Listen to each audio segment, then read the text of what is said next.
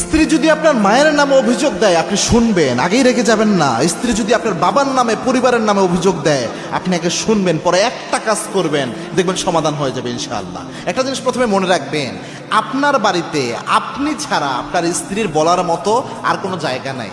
কেননা আপনার স্ত্রীকে সবাই একটা বিচারের কাঠগড়ায় দাঁড় করায় রাখে। আপনার বাড়িতে সবাই চায় আপনার স্ত্রী তার এই কাজটা করে দিবে, এই হকটা আদায় করে দিবে, এরকম চিন্তা আপনার পরিবারের সবাই একটা এক্সপেকটেশন নিয়ে থাকে। আর আপনার স্ত্রী একটা মেশিন হয়ে যায় আপনার বাসায় এসে।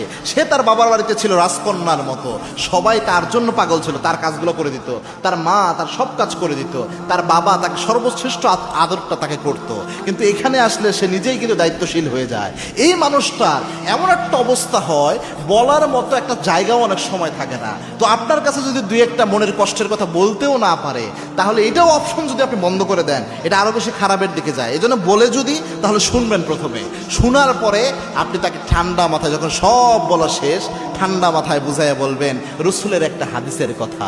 আল্লাহর হাবিব সাল্লাল্লাহু আলাইহি ওয়াসাল্লাম বলেছেন যে এই সন্তান যারা চায় তাদের রিজিকের মধ্যে বরকত হোক, যারা চায় তাদের রিজিকের মধ্যে বরকত হোক, তারা যেন তাদের রেহেমের সম্পর্ক ঠিক রাখে, রক্তের সম্পর্ক তারা যেন ঠিক রাখে। এটা প্রথমে বলবেন, বলবেন যে দেখো বেবি, আমার আব্বা, আমার আম্মা, আমার পরিবার, এরা আমার রক্তের সম্পর্ক।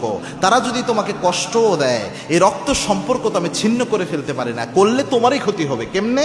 কেননা আমি যদি এটা করি আমার রিজিকের বরকত কমে যাবে, আর আমার রিজিকের, আমার মাধ্যমে তো আল্লাহ তোমারও রিজিক দেয়, তোমার সন্তানরাও এটা থেকে খায়। সুতরাং আমি যদি এইভাবে সম্পর্ক নষ্ট করে ফেলি, তাহলে আমাদের পরিবার ব্যবস্থা, তোমার সন্তান, তোমরাই কষ্ট থাকবা। 2 নাম্বার হচ্ছে, আমি আমার কোনো কাজে বরকত পাবো না যদি তাদের সাথে আমি অনেক বেশি খারাপ আচরণ করে ফেলি। সুতরাং এখন আমি কি করব, তুমি একটা ফয়সালা বের করে দাও।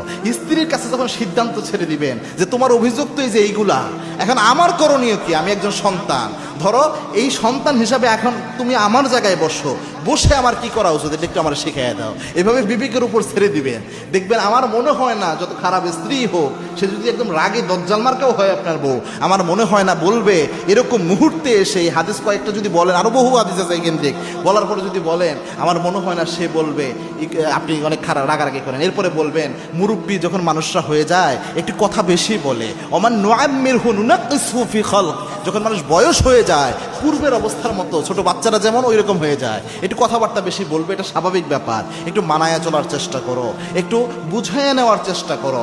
এইভাবে